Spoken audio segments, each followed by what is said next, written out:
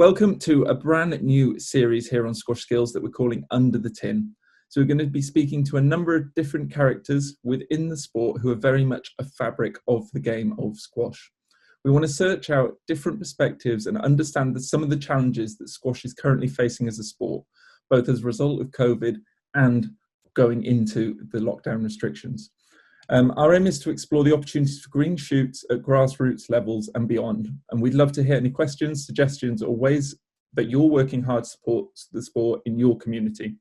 We hope you enjoy this series and can't wait to bring you some really more insightful conversations over the next few weeks.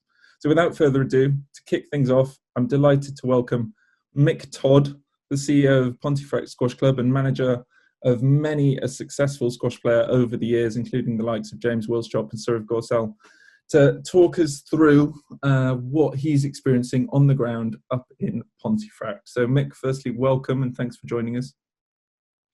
No problem. Good afternoon. So what's squash looking like for you in Pontefract and in Yorkshire at the moment? How are things? Well, we're situated in a crazy time that nobody's ever seen before. Obviously, the club is closed. So we're in a dire position at the moment, although, you know, the government grants, etc., are feeding through and describing Pontefract, you know, I would think only about 5% of the members have cancelled or frozen the membership. So they're backing us, you know, to come back bigger and better and stronger. So we are ticking over, even though the club and the facility is closed. We've just got a bit of good news today anyway. Starting from the 1st of February, we'll be using our sports hall on the back, and I think part of the club, to start vaccinating most people in the Pontefract and surrounding areas. So we'll be doing our part to get the vaccine rolled out all around our area and hopefully backing it well and getting people, you know, hopefully back to the normal way of life and working and hopefully back onto a squash court and in a badminton court.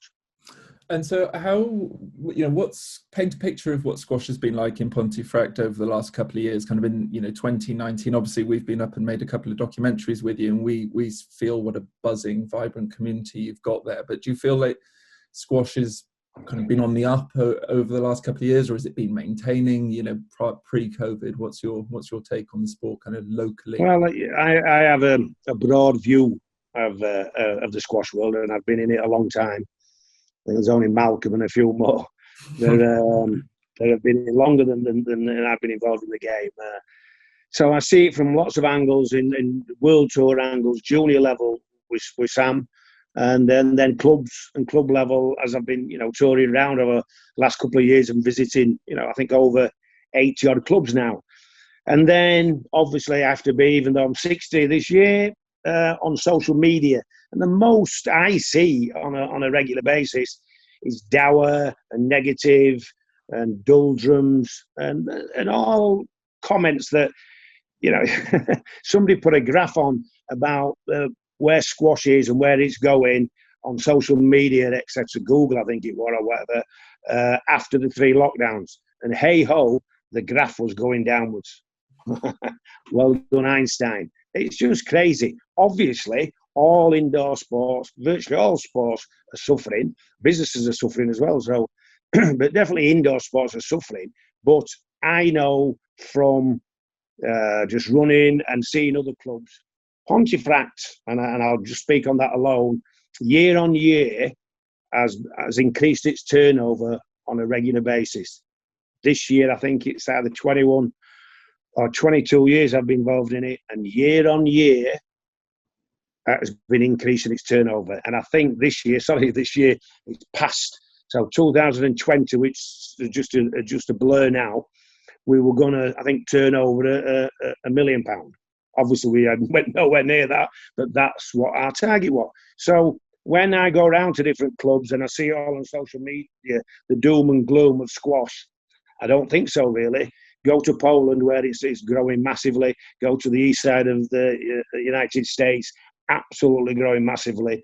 Egypt, absolutely growing massively in juniors and recreation squash, whatever. You build the courts and you build good courts and you have good people running them, people who play the game. It's a fantastic game. Never mind the beautiful game of football. It's the beautiful game of squash. So our turnover's increased. That means the amount of people playing have increased. We had a new guy running the kind of mini leagues because the other guy that had run it for 15 years retired. So there's a new, young guy, 20-odd-year-old.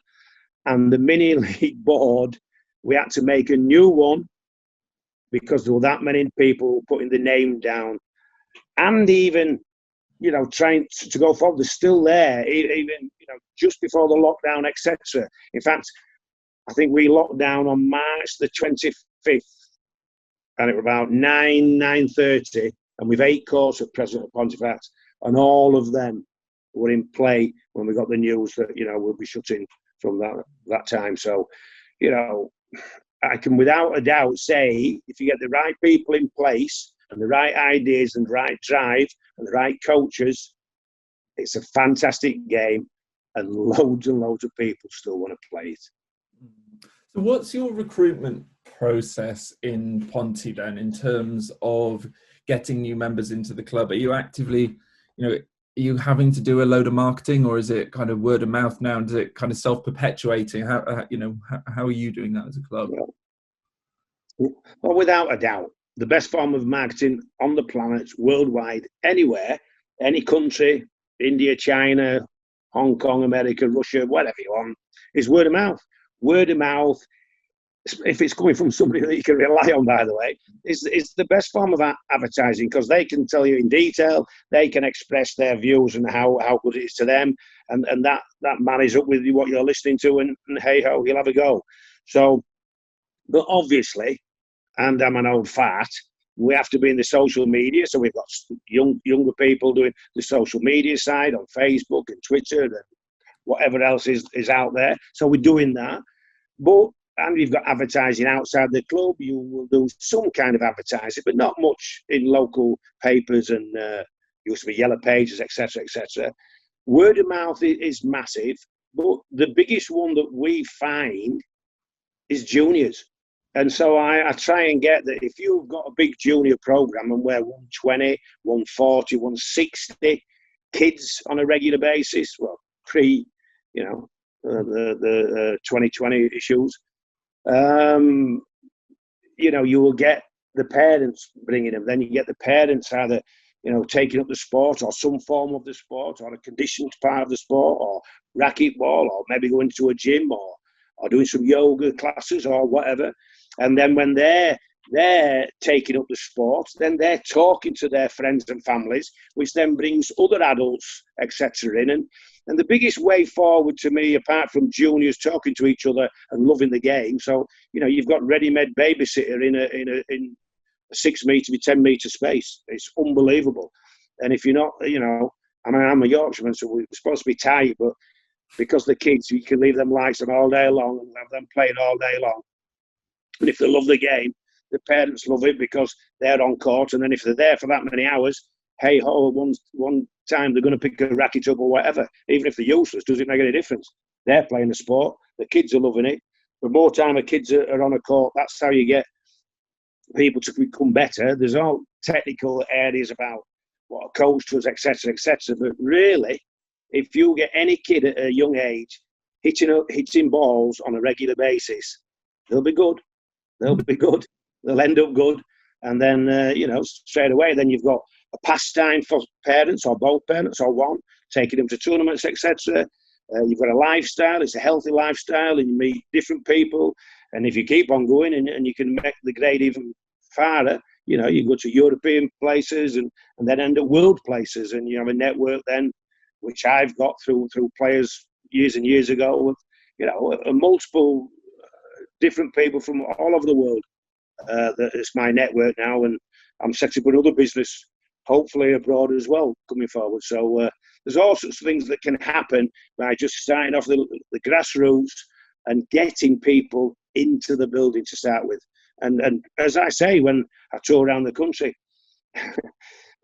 don't get somebody involved with the grip on the racket or the type of racket or how to play the game. Just get them on court safely, hitting a ball against the wall with a mate, no matter who they are, and let them have fun. And if they're fun and they keep wanting to do that fun, then the coach moves in. Then you want to show them how to hold the racket properly. Then you want to even talk about rules. Forget about all them lines that are on the court. I mean, what's the point of all them? They look a bit scary to me. I've been involved in it nearly 50 years. What's all them lines about? Forget about them lines. It's a ball against a wall, and then hit a ball and try and beat your mate or have fun. And then eventually you can work out rules and technique and strategies and game plans and holding the ball and delaying the ball and everything else that goes with it. You know, just have fun. If you have fun in a squash court, the benefits are fantastic. So is that, do you think the onus is then on parents to get kids in, or do we need, you know, I guess it's the coach, right? But then other people involved in the club can also be creating these sessions and just getting people started. What's the, you know, what do we need as a bare minimum? And how do we get? You know, we obviously start off with it. We've got a big junior program. It's hard to start off. You can't just go, right, we've got 100 kids coming in. You know, you start off with, usually you'll start with either one or usually two, really, two mates or whatever. So you have two mates. Then you get speaking to the parents there, and then see which school to go to start with or whatever, and then invite the school that class of just that class to start with. And then, you know, you might pick up 10% of that to start with and make it free. If you're in a deprived area or whatever, logistics is a tough point depending on what part of the country. But to me, it's always been a problem, you know, getting into schools. Schools are busy. They've all got different curriculums. It's hard to do that. But we have to, you know, the schools are losing playing fields, which is generally football and rugby type. So you're not going to build squash courts, but, you know, you can adapt to a part where you could go into a hall and look at them all. And just, it is the simple thing of hitting a ball against a wall. That's the thing. Never mind sides or the back. It's just hitting it against a wall and playing your mate against that front wall. That's most of the game anyway, by the way. But that's what you can do anywhere. And when you see soccer that's played, football or whatever you want to call it, but soccer all over the world, it's two jerseys. Maybe not even four jerseys, so you've only got one goal. Two jerseys on a bit of a park, field, yard, concrete surface, whatever it is, and a bit of somebody's ball or whatever it is, and that's it. It's a simple game, and you've got to make squash a simple game. I mean, it's a little bit more because you've got to have two rackets. You know what I mean? But maybe that's where fives come in. But, you know, rackets and one wall. Never mind about your other three walls. Just hitting a ball, having fun, and then bits of the body aching and muscles aching and thinking, oh, this could be interesting. And then once you get them into the club, and then you get parents into the club, and then they get to, you know, it works this way that the more people you get going into a club, the more of the word of mouth transfers again. So we're at even in this situation now, obviously it might have been affected this last 6 months or whatever, but before lockdown, 2020, we had the most membership of the club's entire life. So the more people that use the facility, the more people are going to talk about the facility, and then they will get more people coming to use the facility. And then it works the exact opposite way when you're on a downward spiral. So if people are leaving in droves, find out why they're leaving. Inquire why they're leaving. What can we do that's different?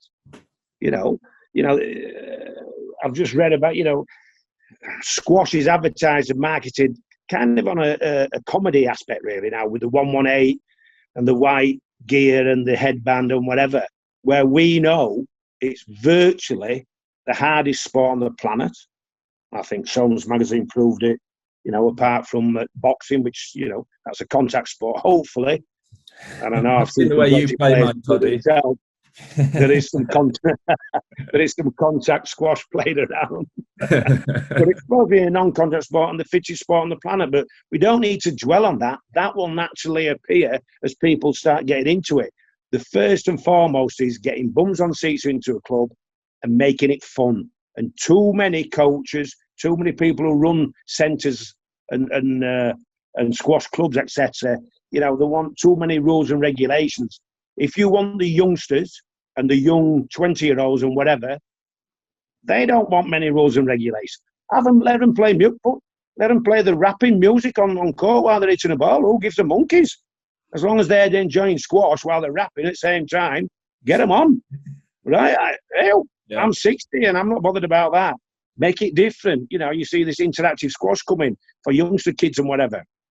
I'm not all over that, but anything that's different is a good idea. Get it into my viewpoint at 60 will be totally different to somebody in the teens or 20s. Yeah. But we've got loads of teens and 20s and younger teens that are at Pontefract Squash Club, still think it's cool to play squash. That's the other thing. Is it cool to be, because it's cool to be super fit, looking good and super fit nowadays. So you're in one of the best sports, male and female, where you can be super fit playing this game. So there's massive loads of positives, and even more so now after this pandemic going forward. Crikey, people's health. I mean, even me, for instance, here's my drink. Look, so I think it's cranberry juice. Not like you. I am January the 3rd. There's about 13, 14 of us. James Wilsop did the weighing for us, which were a bit ridiculous. I wasn't the heaviest, before anybody said. It comes from 21 stone 10 and a half is the highest. I was third highest. Down to, I think there's some ladies involved as well, down to 12 stone 11. So we're raising money for our charity that's at Pontefract for the kids. £51 each, 50 quid to charity, £1 for the winner. But I had a drink all January, and I'm hopefully losing a bit of weight. So health and well-being, we know, is a must. If you're going to go forward, if there's any more viruses on the horizon or whatever, people want to look after yourself. If you want to be healthy mind and spirit, squash is the game to do that, right? So as long as we can make our clubs COVID secure, that's part to me where we'll be advertising for all the family, by the way, as well. That's a big one that I miss out when I speak, fairly regularly. Our club is family orientated, so the whole family, male and female, old and young, can play some form of squash on that court without any danger. All the safety. You're not on a road. You're not going to get wet through. We've had the roof fixed at Pontefract now anyway, so that's all good. It's all safe. And then you've got, when it all comes through again, recreational wise, you can have a drink, you can have a coffee, you can have a pizza and a beer, whatever. And it's a fantastic social evenings you can have for all the family. How good's that? Well, you've got a great setup there as well, haven't you? With the dance classes, with the gym, I guess badminton's linked. You've got, you offer a complete package as a squash club as well, don't you? And that's does put you in a bit more of certainly more of a unique or fortunate position than some other clubs out there, right? In being able to offer that complete package. Correct. So you obviously do travel around the UK, and is there any different advice to those clubs that aren't able to offer the kind of social environment in the same way, that are more courts? Yeah, of course. And I have done. I have visited, like I said, over 80 clubs, and all the people that listen to this will, I've told them, and they have to know me to know that it's quite difficult to go into many a club, big or small, with their CEOs and their chairmen and their treasurers and the people that's been there 40 years or whatever, and tell them not where they're going wrong as such, because you don't need to do that, but tell them different ideas. And I call it a different pair of eyes, and mine are failing, as you can see, a different pair of eyes looking at their prized possession, because everybody loves their little club or big club or whatever. But, somebody, could come to Pontefract and see something and think, why is that there? And maybe I've missed that. But what you've got to do is look at, and I'm not saying the answer to squash is play the sport and go and have a drink. And everybody knows I do like a drink, but you can make it the reason I got into the game is it's a very sociable game. So apart from the health benefits, it's superbly sociable. I mean, multiple businesses, and the amount of people say, let's go to a hotel and do some networking. Let's have a networking breakfast. Let's have a networking evening meal. Are you kidding me?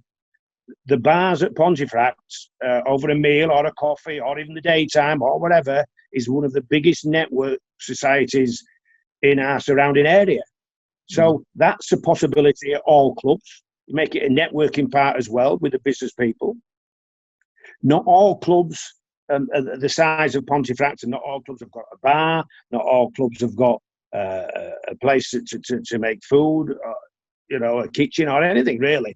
But the surrounding areas and surrounding little businesses, pubs, well, hopefully there's still some pubs left, pubs and cafes and areas where you can work in partnerships with your squash club, getting a bit of a deal and a bit of a, on trade or whatever it is, going forward and working partnerships with these other businesses for your match nights and your junior training nights into a cafe, or women's nights, or men only nights, women only nights, teenage only nights, whatever you want to do.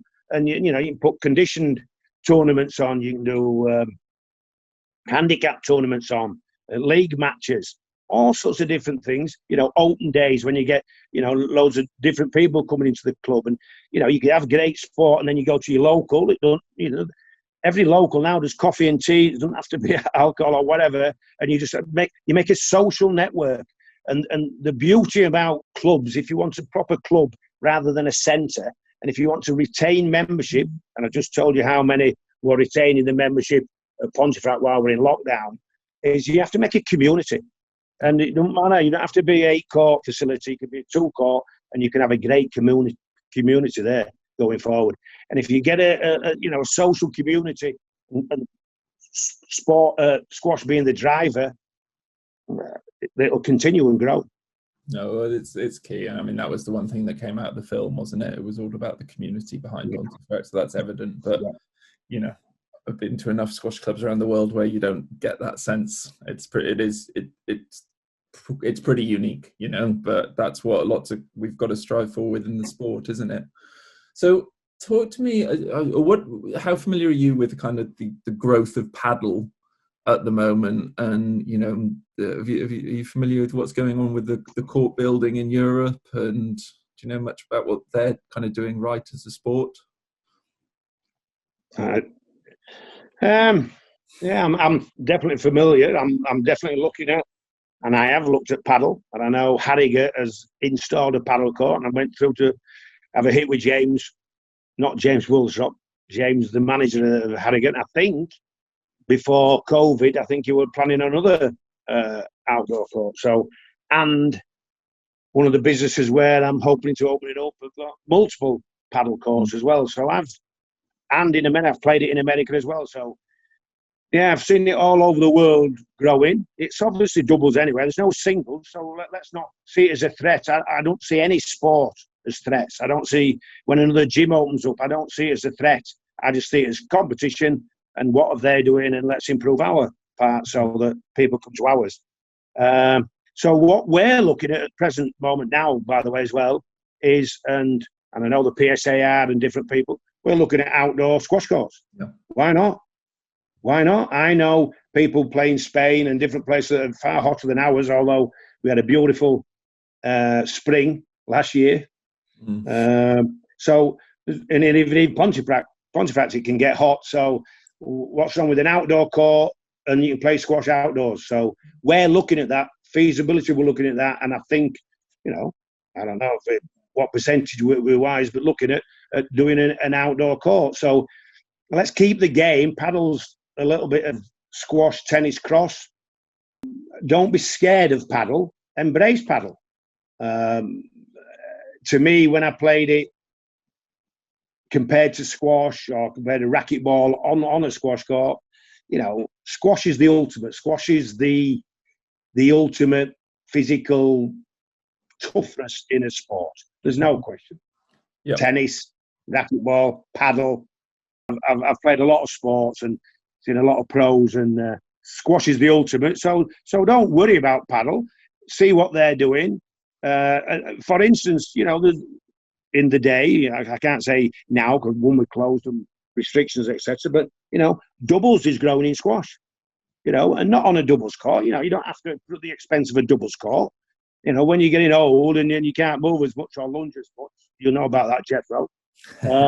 You get a bit of doubles going, and it's just get your body moving. It's getting sweaty. It's getting your heart and lungs working, and enjoying a beer or a coffee with your pals afterwards. But is paddle growth around the game, or is it the social kind of the community side around it and the social element and the fact it is doubles? I don't know enough about it as part of the series of interviews. What I want to try and get a deeper understanding. Do you think it's down to the game itself, or is it the way it's being marketed and the fact it is outdoors and there's more of your mates around and it's amazing enough the places I've been to, certainly the hot places. So try this one. This flips it on its head. So I've seen multiple places that are built. One of them, the biggest I saw that I've seen, I think it had 16 courts paddle indoors. And that's a little bit weird, because I thought that was the whole idea. And so you've got a 16-court indoor paddle centre. And they had a bar, by the way. So maybe they're doing what we did and I keep being told this anyway. And I've lived through it. I lived through the 70s, 80s. Don't you worry that I were on that side, both sides. And in fact, I remember cigar smoking, watching Yorkshire League and with about 10 pints down us. So, they're doing what we did 70s, 80s, and we're continuing to do. So, so they are marketing it well. It is outdoor. So that's, especially with this year that's going off now, people will love that. But it's still a racket. It's more marketable than tennis, because one of the hardest things with tennis, unless you're playing at Wimbledon or one of the majors, is you have to keep getting the ball back. Whereas paddle and squash, very rarely, unless you're really bad, lose the ball and it keeps coming back to you. So that's one of the pluses of paddle, and that the downsides of tennis, really. But don't, embrace it. If we had to have paddle courts and we're looking at it, it's only land and area. We're a bit landlocked now, Pontefract, but I'd have a couple of paddle courts. I'm looking at opening an outdoor open squash court. Just go with the times. Yeah, for sure. So talk to me about the junior circuit at the moment. Obviously there is no circuit, but how do you see juniors responding during the pandemic? And Sambo's, his guys he's come up with, are they still playing and training? Have we lost a few? Well, what do you see happening with the junior circuit, when we do get back to kind of the new season? Yeah, I fear for it. But not just in squash. I'm talking about all indoor sports and athletics, etc. But I fear a lot of juniors will have gone by the wayside. People like Sambo, he's world number one, elect under 19. But let me tell you, I've been living with him every single day. It is tough mentally on a kid like that who's 6'3", who's bursting at the seams to get on he's on the professional circuit, bursting at the seams to play matches, tournaments. I've entered him in loads of tournaments that have all been cancelled and are gone down to the just domestic and individual countries, which is a shame. You've got Greg Gaultier playing in 12Ks now in Prague, etc. Then loads of other players that are getting their rankings up. And then there's hundreds of players worldwide not moving or even going backwards. Then the juniors, none of them having tournaments at all. So I fear massively. There is a lot of social media going around about it. It's just you've got to do something. But to me, it's playing at the game. And David Duncalf contacted me yesterday, actually, to try and get a video of me and Sam. And we're going to do that, actually, for Canada Squash Juniors, to just try and pick them up a little bit. There's a light at the end of the tunnel now, without a doubt, absolutely without a doubt. I've got Sambo in about 8 or 9 tournaments at present. I'm not saying they're going to kick off because they're starting as early as March. But certainly by April, May, I would presume there's some tournaments going to go off, and England squash want to do the same, even if it's local, or and if it's the top Yorkshire players, the top Hampshire players, the top Essex players. Get them playing. Get some tournaments as soon as you can. Don't worry about the money. Get kids playing matches. Yeah. That's what they need. That's why juniors train. Even Sambo's, who's virtually into senior level now, but he's had his dark times of, what am I doing? What am I doing it for? And when you have to train for one of the toughest sports on the planet, it's hard to go to the bottom of the well when you've nothing in sight. If you're aiming for the World Juniors, which hopefully is going to be in July in Egypt, or a BJO or whatever, or a 12K or a 6K PSA tournament, you've got something to aim for. And if you've lost tournament prior, you can build on what went wrong there. But if you've had nothing, and nothing for a year for somebody of my age is a long time, but for the kid, they live day by day. Yeah. They live day by day. So it's very, very difficult. The answer is, soon as we, and I can see, the light at the end of the horizon now, a month, 2 months tops, hopefully, get kids as soon as we can, get them back on training and get some little tournaments. While we were in mid-lockdowns, we had some little local tournaments for juniors at Pontefract, just for the Pontefract players' kids, get the kids playing and, even if you're just playing for a packet of crisps, get them on court, get them playing matches. It just drives their interest going forward. So do you think that's club initiative, or should that be something being done at county level or even national level? How do we go about making that happen? Yeah, I've been speaking to Nicky, one of the leaders of Yorkshire Squash. I've obviously been speaking to Kia Worth, England Squash.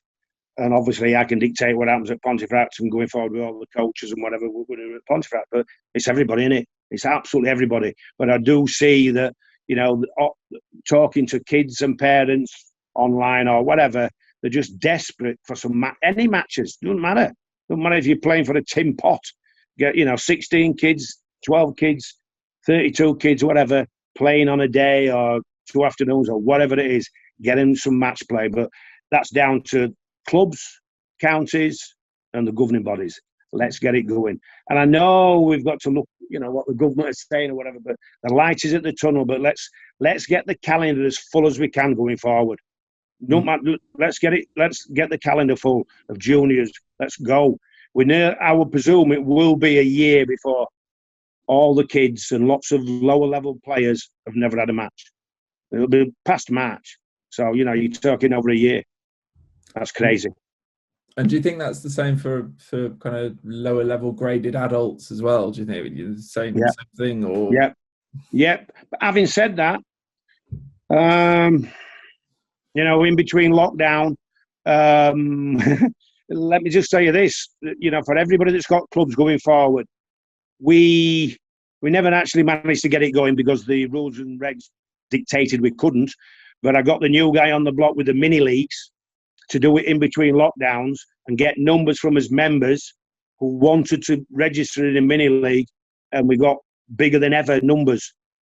We never actually started it because of the restrictions, but the board is slowly now packed solid because I think people, we've got a lot of chimney pots around our area, more housing, etc., growing all the time. I think we're a feeder town for Leeds now. And so lots and lots of people now are working from home. That's another angle that squash clubs can get attached to. More and more people are working from home, certainly for the next few years going forward. Obviously, it's going to get back to some kind of normal. We know that. But, the internet revolution has massively gained momentum over this year. So people are working from home. They want to stay fit. The local clubs, sports clubs, especially if you can bring your family and your kids, they might not have even thought of it. But get into them estates, get into these people that are working from home. That's why our mini league board increased. Unfortunately, we never got it started because we're in lockdown again and the restrictions didn't allow it to start anyway. But, we could see just in our area that the need is high for people to play the game and get fit and stay fit and look after your well-being going forward. That's one thing that has come out of this, that the healthier and fitter you are, bearing in mind I was 20 odd stone, so I'm now moving. I'm below that now, by the way. So moving below that and going forward, everybody wants to be fit and healthier for whatever the world throws at us again. So it's a fantastic opportunity to start looking from people that, advertise. Are you working from home? Have you ever tried this? And don't advertise it with a coach and all this rubbish. I mean, we've more than likely got, in my opinion, got the best coach on the planet at Pontefract. It's far easier, somebody like me or any one of the receptionists or mates, Fred, Jim, Jack, let's have a hit. What do you mean? Forget about them lines. Let's just have a hit. Here's a ball, 2 rackets, hit that ball. Wow, that's funny. That's a good laugh. Next day, my bum hurts. Wow, come back, then start going on different bits and rules and regs. So let's get all to these housing estates. And by the way, that's one thing that has grown while we're in lockdown. Building and all types of things and people working from home. So all the clubs that now are looking at to recruit different members, etc., the amount of people that are working from home and want to use a local club that's near so they can and maybe take the kids. Not every club I went to seemed to be children friendly. Let's make it that way. That don't mean putting a little bouncy castle in or whatever. Let's just, allow them to play squash whenever they want. If they want to play for 6 hours, let them play for 6 hours. Yeah. Do you know what I mean? Let's make it family friendly. Our clubs, you'll grow the sport that way. No, it makes total sense to the future. But we're going to need a big recruitment drive, aren't we? There's no doubt about it. That is going to be something in a post-COVID world or post-lockdown world. There are going to be some people that aren't going back to the squash court. They won't have played for a while. They will have taken up an alternative sport. We've got to get new people into the game, haven't we? And that comes with, it's marketing the sport, right, isn't it? I guess squash TV is becoming more and more appealing. It's looking better and better. The game's as dynamic as ever, isn't it? And I mean, where would you? It feels like the game's excelling at the top, at PSA level and squash TV. It's showcasing the sport in a good light. We've got parity with the men and women. There's plenty of good things happening there, right? But it feels like we need to get more juniors and more. I mean, I think beginner adults, those 18 to 25-year-olds, we need to make the game more appealing to those guys, don't we? And we've plenty at Pontefract, which makes me laugh. Right, and so you've just got to have fun with them and make it a laugh. So one of the biggest things, and I read a lot about squash really, and I've had a chance, and there's lots of different comments and paragraphs and blogs and whatever else words we use nowadays. And then I read one of them, and most of it's dire. Some of it's fairly interesting, some of it's open, and one of the guys wrote something which stuck in my head. And now I will be adding to when I go around to see different clubs, etc., going forward.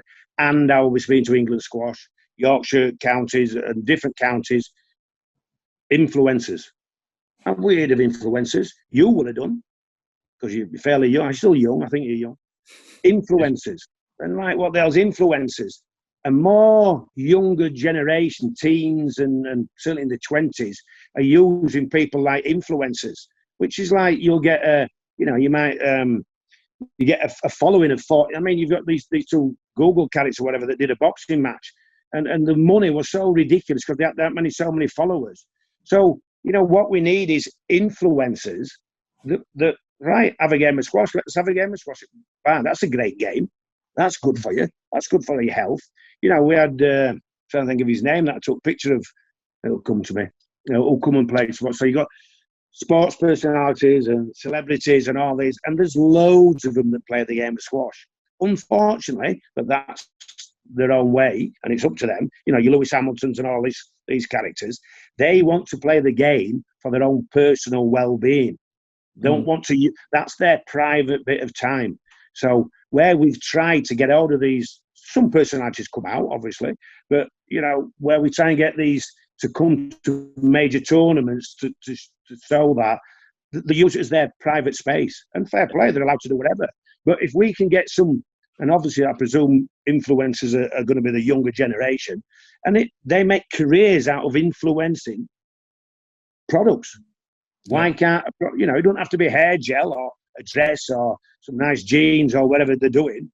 let's make it squash and get somebody, and we will have some, you'll have some good-looking guys and girls and whatever they are that'll have big social content and followers and whatever.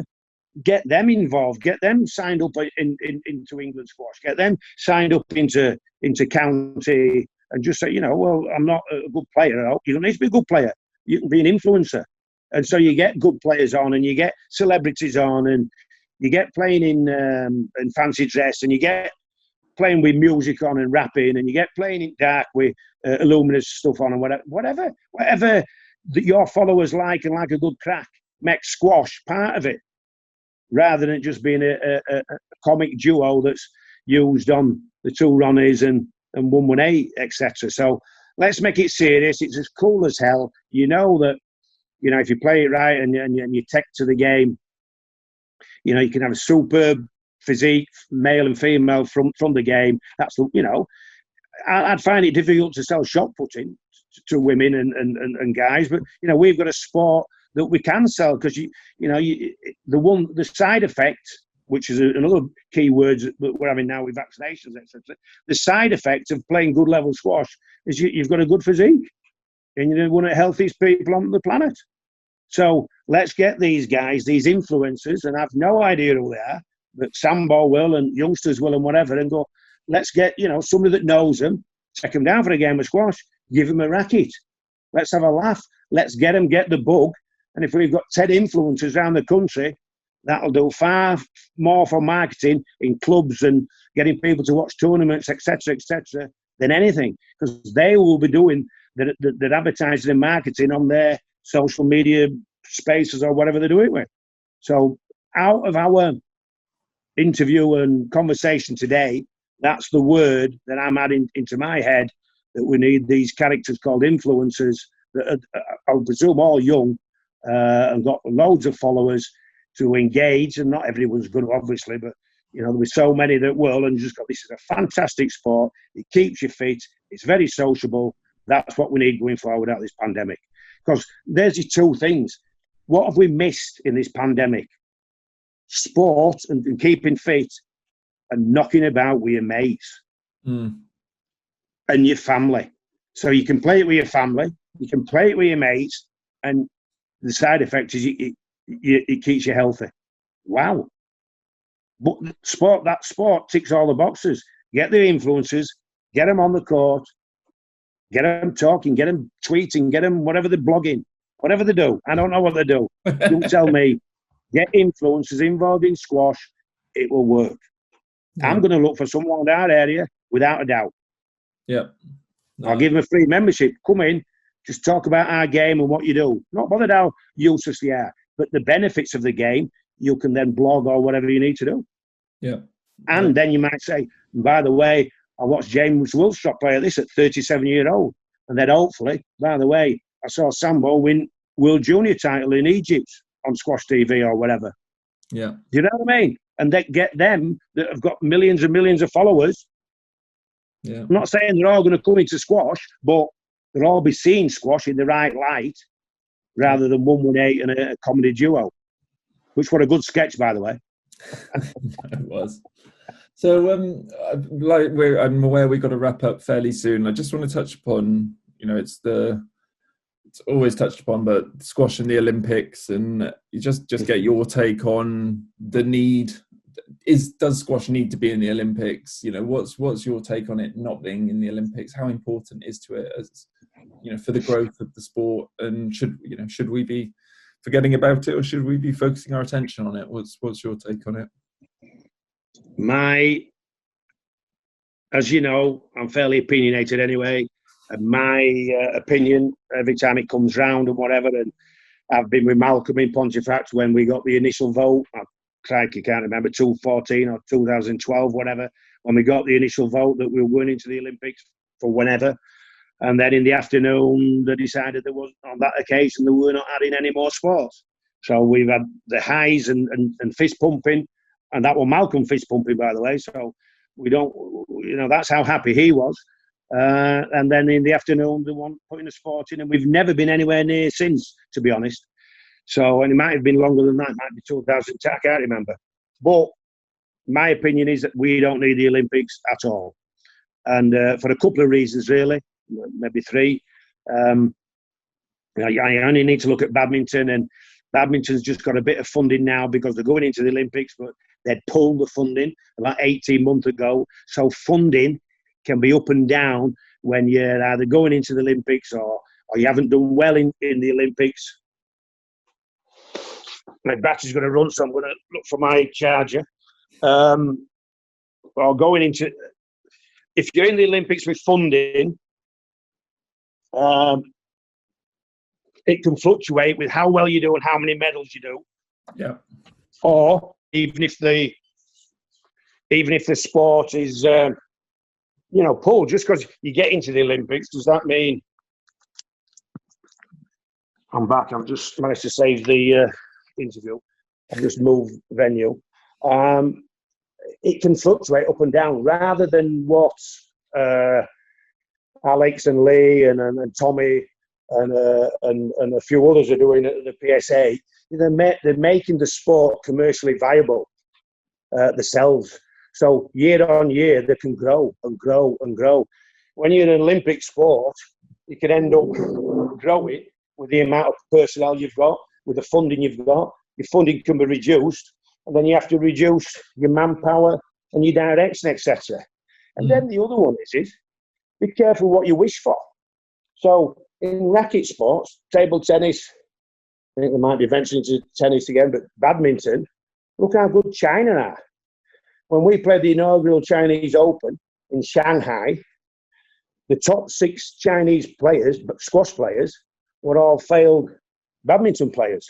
And when you say failed, by the way, they were bloody good, by the way. So one of them, James's first round, I think he just scraped in 3-1.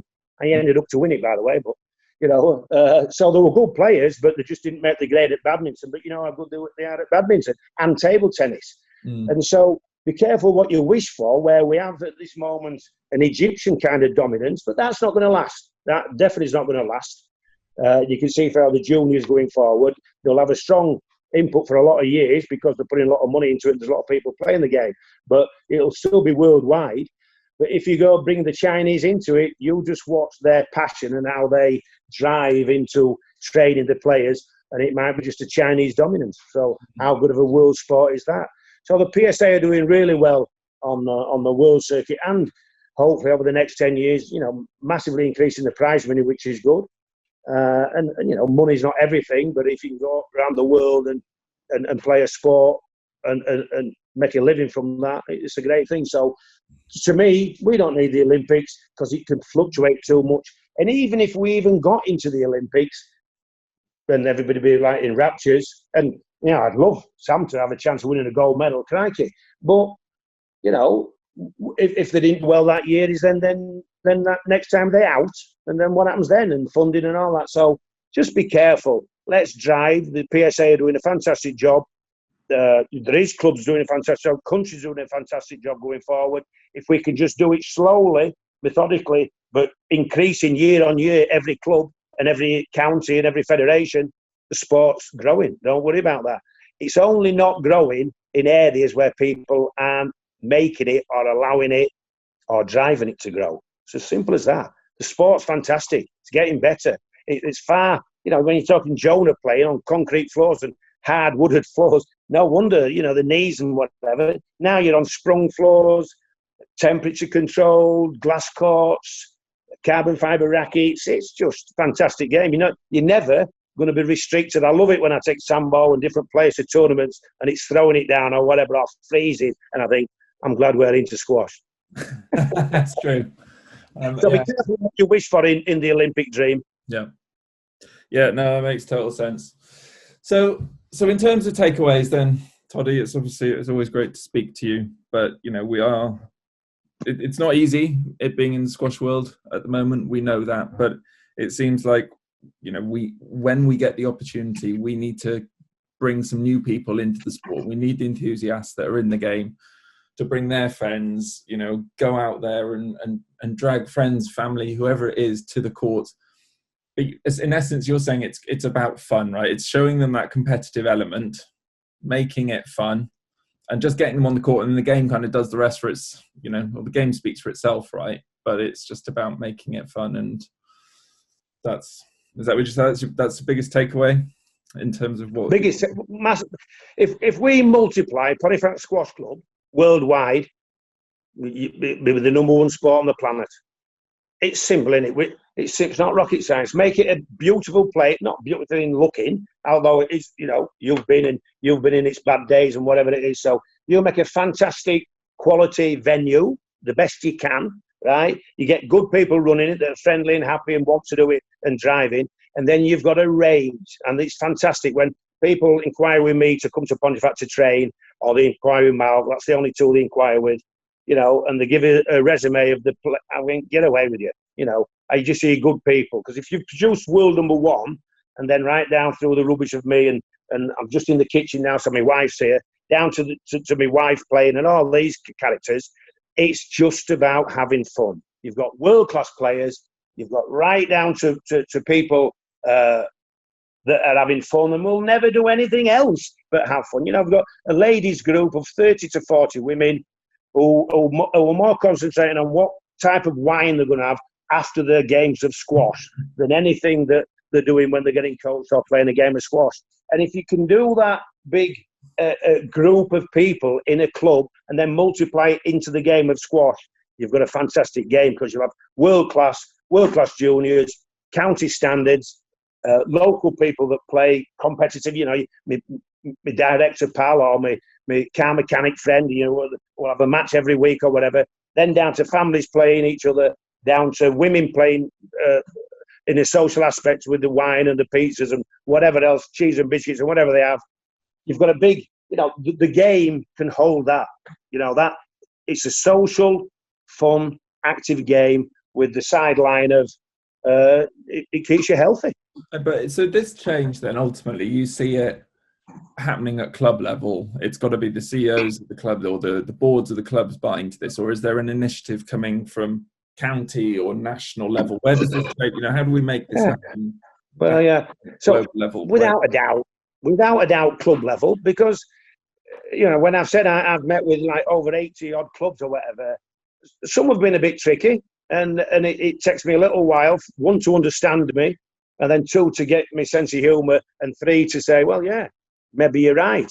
There was one club I spoke to, and I was talking about how to increase the business turnover and how to get more money, so you can refurb your cut. Why do we need any more money? And I thought, there's nobody on the planet ever said to me, why do we need any more money? Anyway, they got it, really. It's not about, it's about putting into the infrastructure, making your infrastructure the best place for your members to be. And then it will just continue. Like, for instance, Pontefract now is a non-for-profit making entity. So all the money and profit goes into making it better and better and better. So your experience as a family, as a player, as a pro, or whatever that you come in as, is a better experience, because the majority of your time, if you want to make the sport grow, you want them there a lot of the time to make it your second family. That sticks, Masuma talking about spending more time in Pontefract Squash Club than she does in her own living room, but there's a reason for that. It's got to be a nice environment, isn't it? And it's that investment in the community fundamentally. It's got to be a great place to be. It's got to be a fun place to be. It's got to be a comfortable place to be. Which makes. But let's not focus on elitism. That will come. If you get somebody playing on regular, and you get a good coach in your place, they will drive them up there, and then that coach might get to a limit. So then they take them to another coach. There's loads of people in when it's normal, come to Pontefract for sessions, and they've got their own coaches. So they'll go back and work on things. So that game will take care of itself. It's a numbers game. I call it bums on seats. And if you've got a nice place, nice atmosphere, you want to go there, and that's part of your lifestyle, it will grow. Thanks. Yeah, absolutely. Well, I think you've got another call, Toddy. As ever, it's great to speak to you, and it's good to hear that that you've got a positive outlook, because you have got a positive outlook about the game, haven't you, at this stage? Without a doubt. It makes me cringe. Most of these people, and I know most of these people that are making these comments, they haven't seen the game.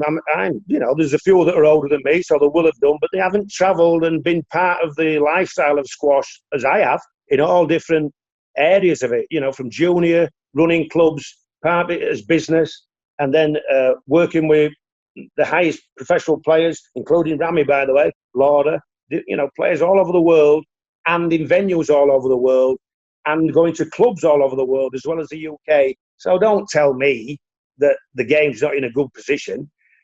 No sport is in a good position now, by the way, but pre-COVID, don't you worry about our game. If you get the right people running it with the energy and the drive, and you've got the right coaches and people, all the people in the club and the facilities, the building in Philadelphia, one of the biggest setups going for the US Open and Junior US Open, going for 48 courts. Come on, the game's in a great place. It can always get better, obviously, but look after your own little patch and it'll grow. You will grow. I make money from squash, so I'm a living example of that. Good stuff. All right, mate. Well, lovely to speak, and we'll pick up again soon. I'll say goodbye to my mum and dad from you.